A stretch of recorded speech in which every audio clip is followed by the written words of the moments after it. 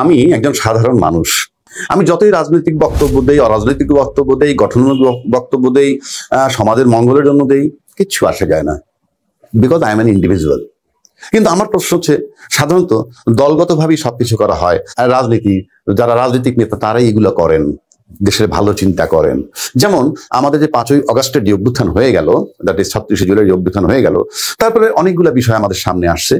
যেমন রাষ্ট্রপতিকে অপসারণ করতে গেছে, কিন্তু সেখানে সবচেয়ে বড় দল, জনপ্রিয় দল বিএনপি, তারা বলছে এটা সাংবিধানিক সংকট হবে, তাকে করা যায় নাই, অপসারণ করা যায় নাই। আবার একটা কথা আসছিল আনুপাতিক হারে নির্বাচন, সেটাও বাস্তবায়ন করা হয়তো বা সম্ভব হবে না, যেহেতু বিএনপি এটা চায় না। আবার ছাত্ররা, যদিও আমার মতবাদ ব্যক্ত করছি না, বিষয়টা হচ্ছে ছাত্ররা বলছে 72 সংবিধান বাতিল করে ফেলবে, সেখানেও বিএনপির মতো একটা শক্ত দল আজকে স্ট্যান্ড নিয়েছে বলে সেটা বাতিল হওয়ার সম্ভাবনা নাই।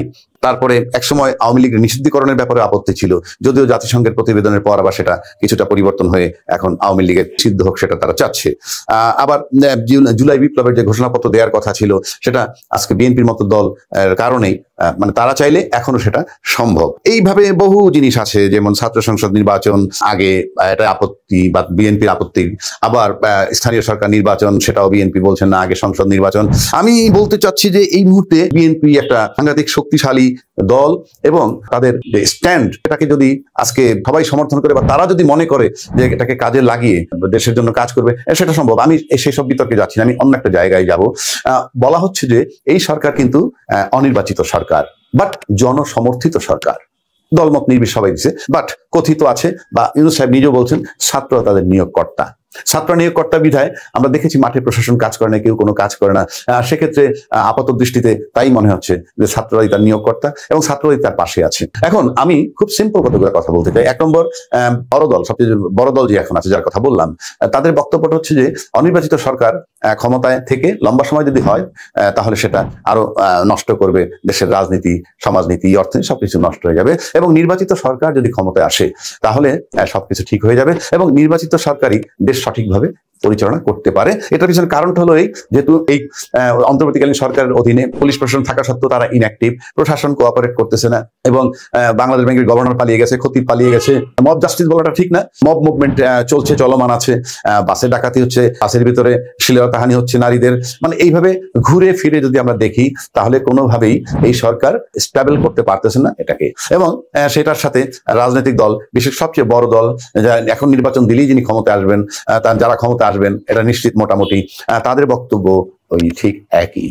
এবং তাদের বক্তব্য কোনটা, যে নির্বাচিত সরকার আসলেই সব ঠিক হয়ে যাবে, অর্থাৎ প্রশাসন মাঠে নামবে, প্রশাসন কাজ করবে, দলমত নেবে, সবাই কাজ করবে। যাই হোক, যতক্ষণ ইউনূস সাহেব আছে, আমার যেমন ব্যক্তিগতভাবে অনেক দাবি দেওয়া ছিল, যারা সবচেয়ে বড় রাজনৈতিক দল বা অন্যান্য রাজনৈতিক দল, ইনি তো অনির্বাচিত সরকার, একে যদি কেউ নন কোঅপারেট করে কিছু আসে যায় না। কিন্তু যেহেতু সে থেকে একটা নির্বাচন দিয়ে যাবে, ওই সময় পর্যন্ত কি ফর্মুলা তাদের কাছে ছিল, বড় বড় রাজনৈতিক দলের কাছে, যে ফর্মুলা প্রয়োগ করলে প্রশাসন মাঠে নামবে এবং সঠিকভাবে কাজটা করে যাবেন, সেই ফর্মুলাটা কেউ আজ পর্যন্ত দিতে পারেন নাই। আর নয়তো আছে তাদের কাছে, ফর্মুলা দিচ্ছেন না, কারণ যদি ফর্মুলা পেয়ে যায় তাহলে ইউনূস সাহেব তো লম্বা সময় থাকতে পারে, এরকম একটা চিন্তা ভাবনা। কিন্তু এটা পাশাপাশি এটাও নিশ্চিত, ইউনূস সাহেব সামনে আর কোনোদিন বাংলাদেশের রাষ্ট্রীয় ক্ষমতায় থাকবেন না, মানে অন্য কোনো নির্বাচনী প্রক্রিয়ার মাধ্যমে। এটা আমরা সবাই আজকে পর্যন্ত কেউ অবিশ্বাস করে না, ইনক্লুডিং বিএনপি। কিন্তু আমার প্রশ্ন হচ্ছে, রাজনীতিবিদরা কিন্তু কথায় কথায় বলেন দেশটাকে তারা ভালোবাসে, জনগণের মঙ্গলের জন্য কাজ করে, দেশের মঙ্গলের জন্য কাজ করে। তাহলে ইউনূস সাহেব গত 6 মাস 7 মাস চললো একেবারেই ব্যর্থ। তার সময় কিন্তু 130-35টা আন্দোলন নিয়ে রাস্তায় নেমেছে মানুষ, সামহাও উনি মোকাবেলা করেছেন, ওনাকে কেউ কোঅপারেট করেনি, না কোনো রাজনৈতিক দল, না প্রশাসন। এখন সবার কথায় কিন্তু ইউনূস সাহেব একদম সবচেয়ে ব্যর্থ একটা মানুষ। এখন আমার প্রশ্ন এখানে দুটো রাখতে চাই। নাম্বার 1, ইউনূস সাহেবকে যদি দেশ ছাত্র জনতা আবার বলে আপনি চলে যান, চলে যাবে, আমি যদি বলেন, আমি ব্যক্তিগতভাবে বলবো, সেটুকু সুযোগ আমার আছে, হয়তো চেষ্টা করলে আমি বলতে পারবো কি আপনি চলে যান।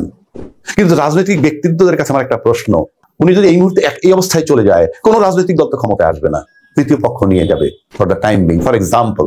বাট যেহেতু ইউনূস সাহেব আছেন, সমস্ত রাজনৈতিক দলের কাছে আমার একটা প্রশ্ন, একটা সেকেন্ড ব্যক্তির নাম করেন যে তার বিকল্প, অর্থাৎ যে আসলে পরে একেবারে সঠিকভাবে সবকিছু চলবে। আজকে আওয়ামী লীগের মুখে 70% মুখ লক হয়ে গেছে জাতিসংঘের প্রতিবেদনের পর। জাতিসংঘের প্রতিবেদনের পর বাংলাদেশে বহু রাজনৈতিক দলও আওয়ামী লীগের ভিতরে ভালোবাসলে উপর থেকে বিরোধিতা করতে হচ্ছে। জাতিসংঘের রিপোর্টের পর আজকে পৃথিবীতে অনেক দেশেরই মুখ মুখ কালো হয়ে গেছে বাংলাদেশের ইস্যুতে। তো সেটাকে মাথায় রাখতে হবে। ঠিক তেমনি একজন লোক ইউনূস সাহেব চলে যাক, কালকে একজন ব্যক্তি দেন যে নাকি দেশটাকে ভাবে চালাতে পারবে। আর যে একটা ব্যক্তি দেন সে আসে, আপনি তো নির্বাচন পাচ্ছেন না, নির্বাচনের জন্য ইউনূস সাহেবকেই দরকার, নির্বাচন ইউনূস সাহেবের কাছেই চাইতে হবে। সেই ইউনূস সাহেবকে যদি আপনারা প্রপারলি হ্যান্ডেল না করেন, নন কোঅপারেশন করেন, কোঅপারেশন না করেন, খালি মুখে মুখে সমর্থন দিবেন কিন্তু কোঅপারেশন করবেন না, সমর্থন দেওয়া আর কোঅপারেশন করা কিন্তু এক নয়, সেটা আপনারা আমার চেয়ে ভালো বোঝেন। এটা প্রথম প্রশ্ন, যে তাহলে ইউনূসের বিকল্প কাকে দিবেন? নামটা দেন, জাতিকে নামটা জানানো দরকার এবং দলমত নির্বিশেষে জাতির কাছে গ্রহণযোগ্য হয়। বিশেষ করে জনতা, জনতা বলতে কারা?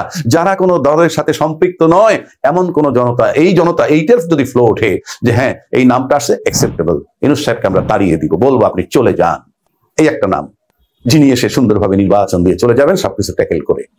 যদি ইউনূস সাহেব চলে যায়, যেই আসলে এক্সওয়াইজেড, অনিশ্চিত কতদিন থাকবে তার কোনো গ্যারান্টি নাই। ইউনূস সাহেব তো একটা ডেট দিয়েছেন, নির্বাচন 2025 ডিসেম্বরে হবে।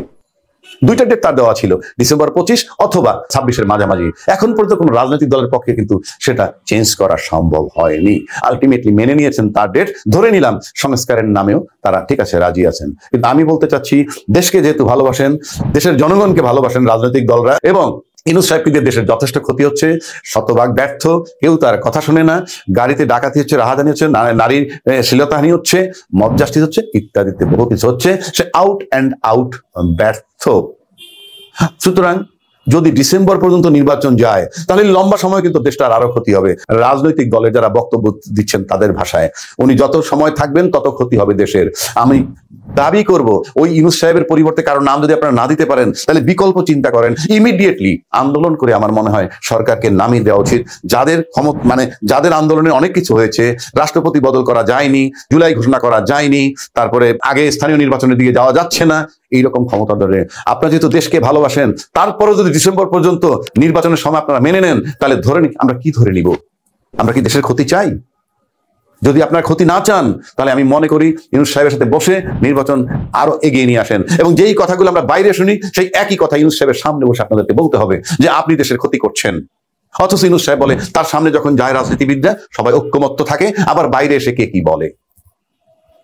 ইতিমধ্যে উনি বলেছেন যে সংস্কার নিয়ে কথা হয়েছে, সংস্কার নিয়ে কেউ এটা চায় না, কেউ ওটা চায় না। আমি সবাইকে বলেছি আপনারা লিখিত আকারে দেন কে কতটুকু চান, কে কি চান, কে কোনটা চান না, কে পুরোটা চান না, কে 25% চান, আমি ওয়েবসাইটে দিয়ে দিব। অর্থাৎ জনগণকে আমি জানাবো যে এই দেশের রাজনীতিবিদরা কি চায়। সুতরাং এই যে কথাগুলো, এগুলো কিন্তু ইউনূস সাহেব যদি এটা করেন রাজনীতিবিদদের ক্ষতি হবে। কারণ ইতিমধ্যে উনি যে কথা বলেছেন যে রাজনীতিবিদরা আমার সাথে যখন দেখা করেন সবাই আমার সাথে ঐক্যমত্য হয়, বাইরে গিয়ে যার যার ভিন্ন স্ট্যান্ড নেয়, এগুলো কিন্তু দেশের রাজনৈতিক ভাবে দলের ক্ষতি হচ্ছে। সেই ক্ষতি দলগুলো কেন মেনে নিচ্ছে?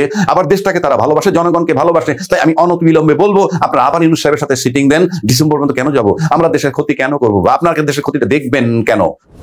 যদি এটা করতে পারেন তো ইমিডিয়েটলি করেন দেশ জাতির স্বার্থে, নয়তো ইউনূস সাহেবের হাতটাকে শক্তিশালী করে একেবারে ডিসেম্বর পর্যন্ত স্মুথলি দেশটাকে চালিয়ে যেতে চান। আমরা